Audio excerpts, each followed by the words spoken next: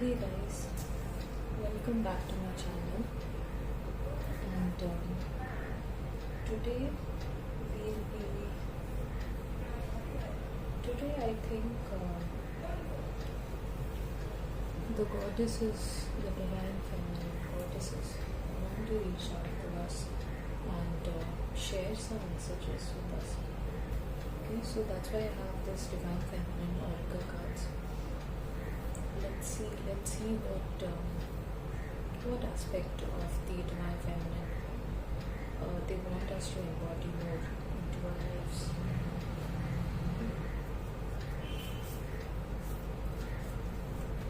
So we'll start by shuffling these oracle cards, divine feminine oracle cards. And I have the guidebook here with me. Read the guidebook and see what it wants to let us know about our lives, what changes we need to make in our lives, or is there any guidance.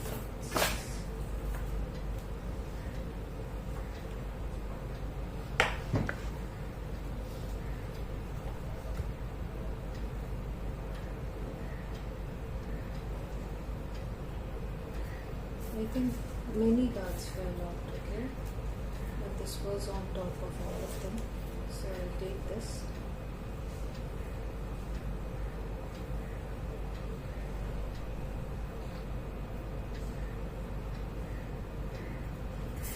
The card is Rabia, the queen of saintly women. I am in service of divine love. I move the way love asks me to move.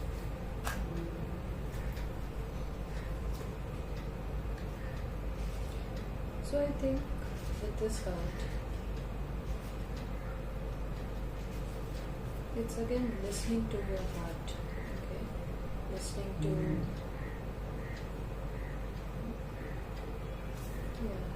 she has a very strong, she looks very focused. She is very, she has the conviction, okay?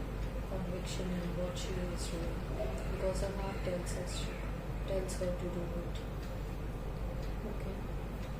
So let's read more about her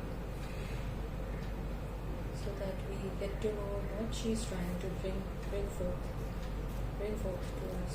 Okay.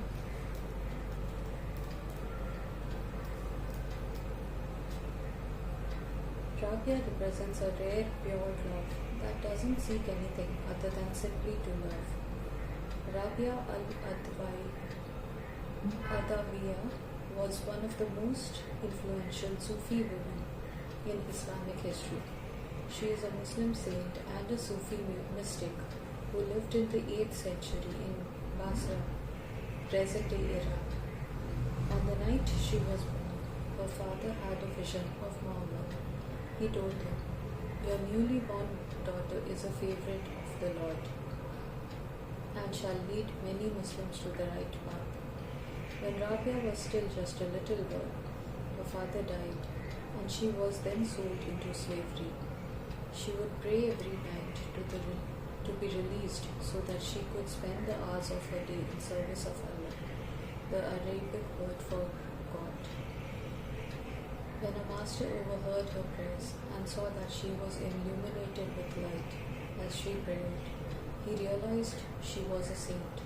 He released her immediately. She went into the desert and worshipped in solitude. Rabia became known as the queen of saintly women because of the purity of her love and devotion to Allah. See, devotion. She set forth the doctrine of divine love, known as Ishq-e-Hakiki. Her poetry emphasizes her desire to worship for the sake of loving Allah and not for personal gain.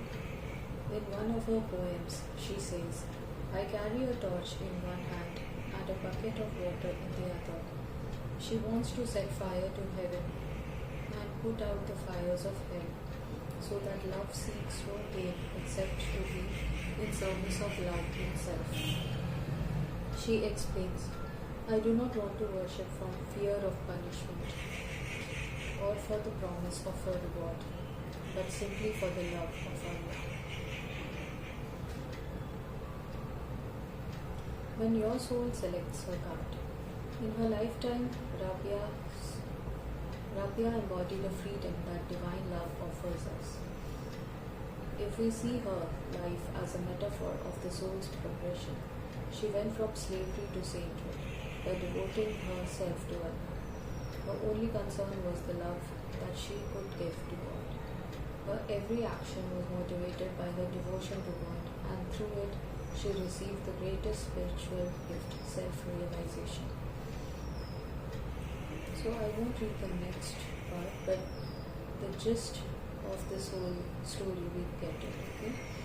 Soul voice meditation. Are my current actions motivated by love? Intention. I am in service of divine love. I move the way love asks me to move. So the universe, the divine mother, the divine feminine, they are all asking us to recalibrate our lives based on our intentions, okay, and ask ourselves that whether or not our actions are being motivated by love and not for any other personal gain. Sometimes, yeah, this or oftentimes in this living in this 3D matrix, we all become a little oriented towards with the Kashmiri. Okay, we try to we become materialistic. In the sense, we are looking for gain. Okay, what would I do? What are my actions so that I can gain the maybe something like gain in terms of some kind of achievement, some type of a goal, some type of monetary benefits. And when there is nothing wrong, okay, with that, because we live in the 3D world, there are times it is normal, okay, but there has to be a balance when it comes to these things. We can't let our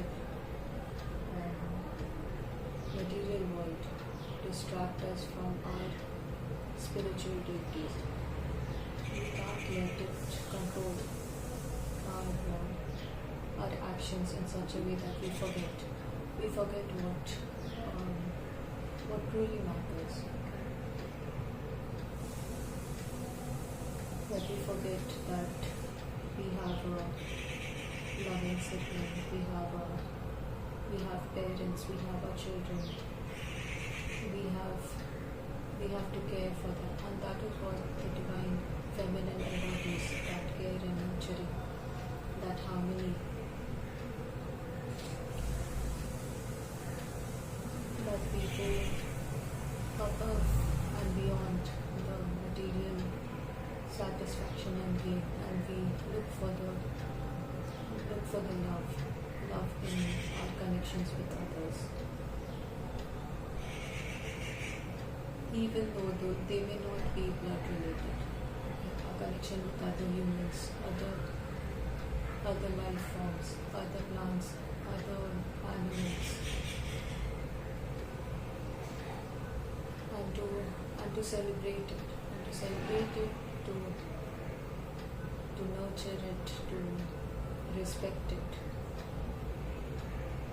because we are all connected. Essentially, we are all connected, and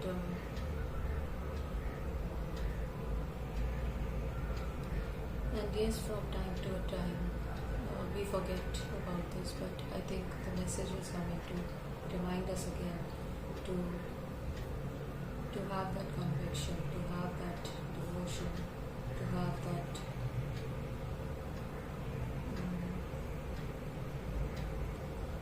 that internal dialogue with ourselves, that whether or not our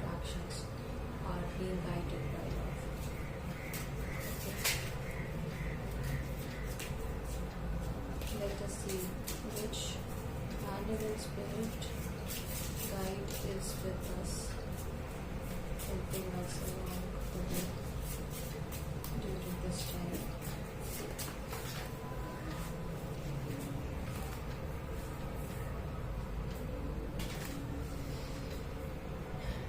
Tarantula.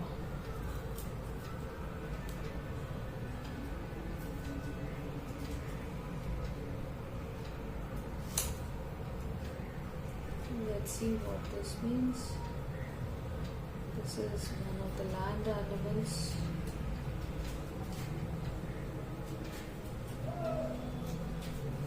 At a crossroad, claiming life's purpose. The tarantula represents a moment when a great decision must be made. It involves prioritizing your life's deeper purpose or dharma. A habit or routine from the past is sidetracking you from your dream.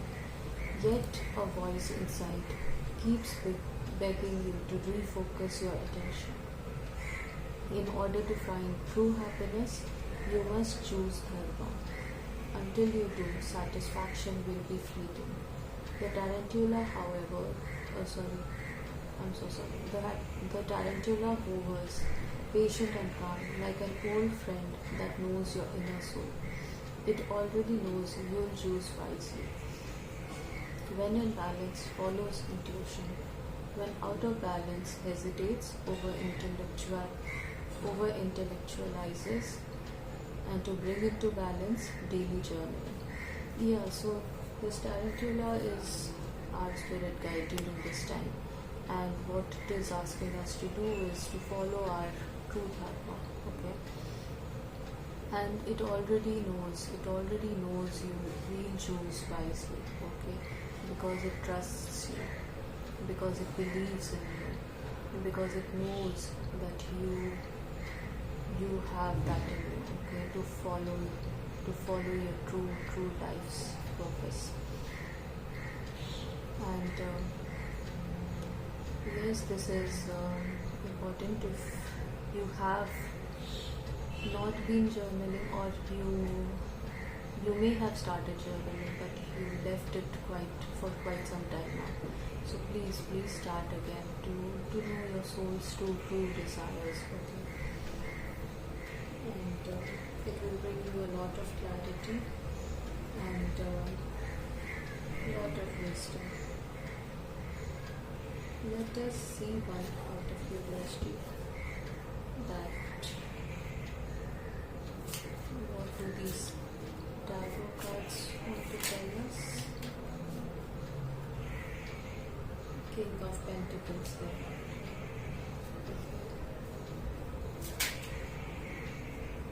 As well as the Seven of Pentacles.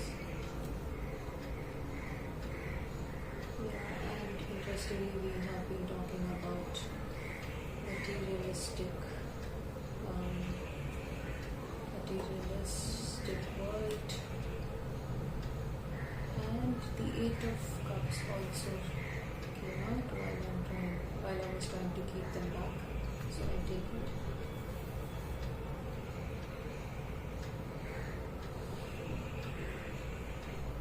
So the Seven of Pentacles gives us the message of working hard to achieve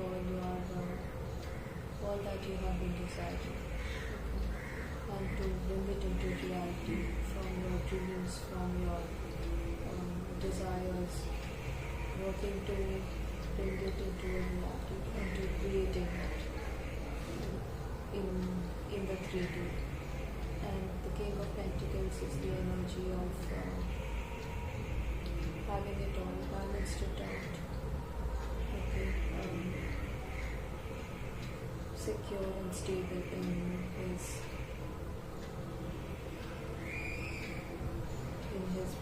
ventures, in his business ventures.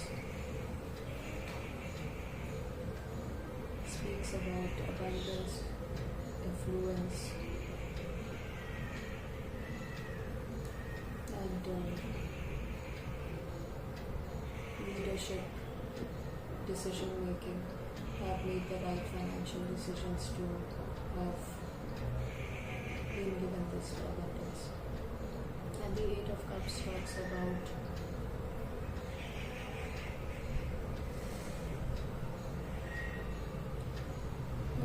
the emotional fulfillment and going out to seek the missing cup of fulfillment. Like, we have already had a lot, but what is that missing cup? So that missing cup is when you ask yourself,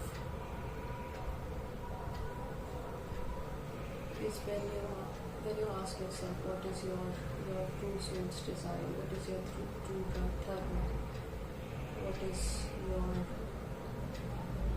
your soul calling out to you to do. And I feel that journaling is going to help you understand yourself in massive ways. And while this message is not to discourage you from your daily chores and daily duties, and there is nothing wrong with working hard at what you do, of course, nothing wrong, because that will lead you to abundance. We can see the king comfortably sitting on his throne. Yes, that is true, but bringing a balance into the physical activities and spiritual activities so that you can find yourself again. So that's all the messages I have for you today, and I